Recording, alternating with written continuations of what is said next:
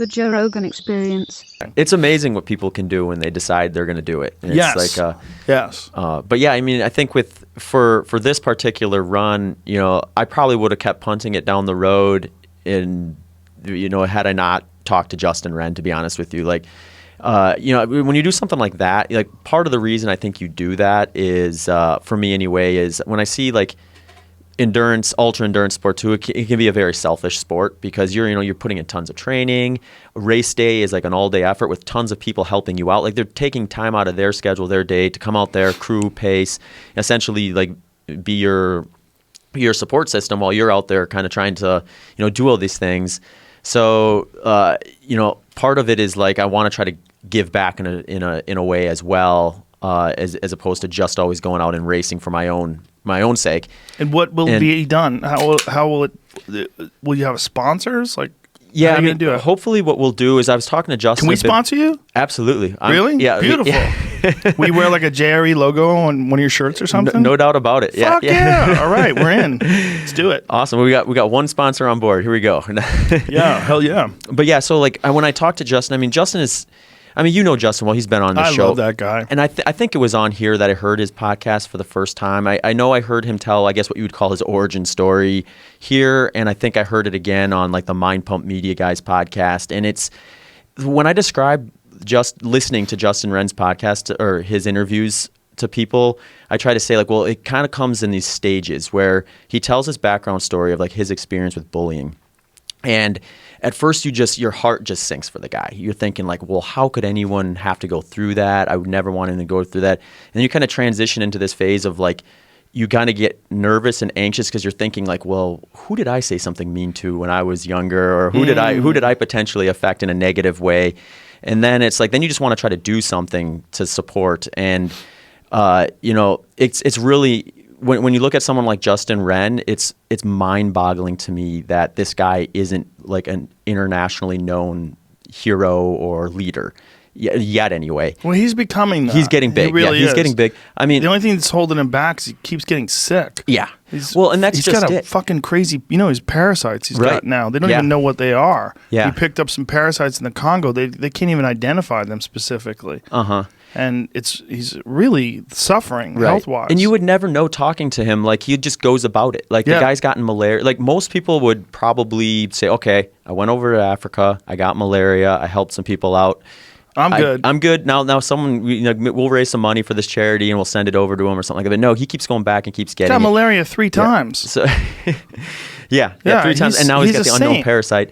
So, like, when I think of, like, what I think maybe, like, I mean, Justin Wren is, like, next level when it comes to, like, a leader, I think. And I think especially in the current climate, like, our leaders today tend to be, people like celebrities, athletes, and then politicians and things like that. And it's like, you look around and it can be very underwhelming about just like, some of like how badly are people actually trying to help people, and how many of these like politicians actually care about poor people.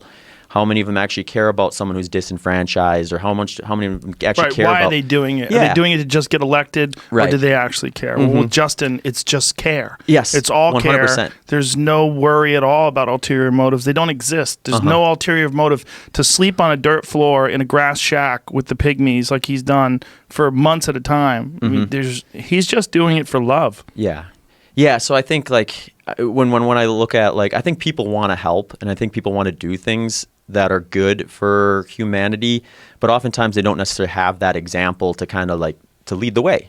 And they look into a void in some cases. And I think Justin is the type of person who, if the more people we can get to know about him, his story, and what he's trying to do on the wells and the farms and with the pygmy, as well as his new branch on anti-bullying, the better. So when I reached out to him, I was actually like kind of surprised. Like I shot him a note on, I think, Instagram and Twitter, and I thought like he's probably not going to see it because he's not following me. And he responded in like less than a couple hours. Like, he followed me, responded back, and he's just like, "This is so awesome. I feel super honored that you'd want to, help out in some way." And it's like he's just always looking for opportunities to help, like, promote this great cause. So then, when I got that response from him, it was like clarification of what I think I already knew about the guy just from listening to him on your show and others, that he's really in this for a big reason. And if we need to fast track this cross country event to bring him some awareness, we'll see what we can do. But he's in everything he does to help and promote other people.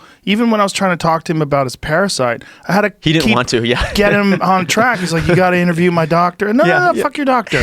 What's going on, man? What's happening with you? Because I worry about the guy because he's so selfless when he's talking about like blacking out and all these like after training, they got to get him in the shower because he's shivering and he's pale white. I'm like, bro, what is going on with you? Like, what is this? And he's like, oh, you got to meet my doctor. He's amazing. Like, stop with the fucking doctor.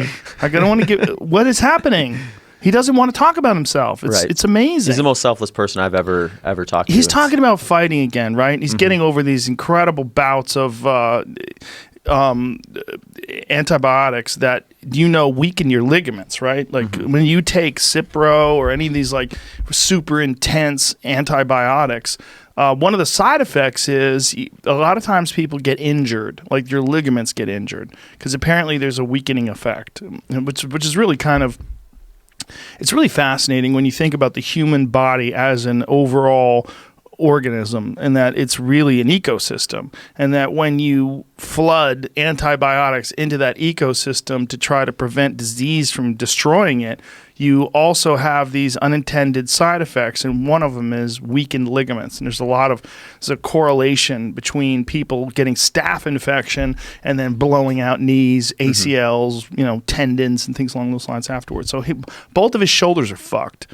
And this is post-antibiotics, and yet he's still talking about fighting so he can bring more awareness to the pygmies. I'm like, bro, please stop. Just get your shoulders fixed. Yeah. Whatever you got going on, let's heal that up first. And then also find out what the fuck this parasite is. Right, like, you didn't even know what this is. He's not even thinking about himself. He's like, if I can get in and get a fight in by the end of the year. I'm like, the end of the year, man, it's fucking December. Like, stop it. You're not getting in by the end of the year. You're not getting in the beginning of 2020. Let's heal up. Heal up. We want you healthy. Yeah. He's such a rare, totally selfless person, and he's such a powerful force for good for those peoples, the people that live in the Congo, and what he's done for them.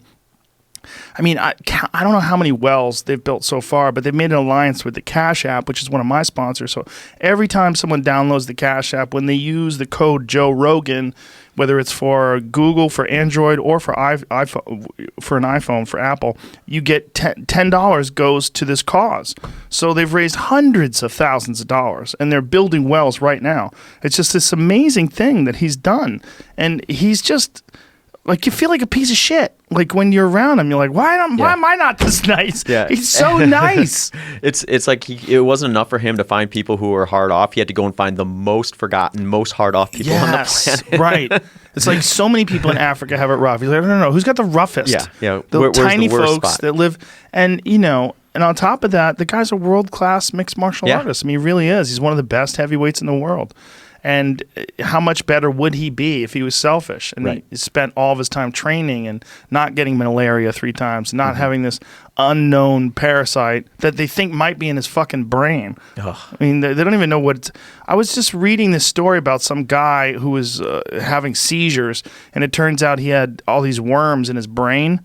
And I'm like, and I was thinking about Justin. It was from uncooked pork from this guy. And Justin, they think, the problem with the Congo is it's so remote, and you don't get a lot of people that go there and get diseases and then come back. So they don't even know what this is. It might be something that no one's ever got before and then made it back to Western civilization to be examined. Yeah. Wow. Yeah. Wow. What the hell, man? Yeah, and you would never know talking to him. No, either. he just doesn't even want to talk about it. Yeah. Wants to talk about his friend. Hey, you got to get my friend on the podcast. He's really sweet. He's a great guy. He makes kites. Like, what? What the fuck are you talking about? Each kite is going to generate X amount of dollars. No. So you bottle up Justin Wren and feed it to everyone, I guess. Well, it's an interesting. Not just an interesting. It's a beautiful sort of expression of what can happen to a person when they experience deep pain and sadness, and then they find a way out, and then they find a way to help other people.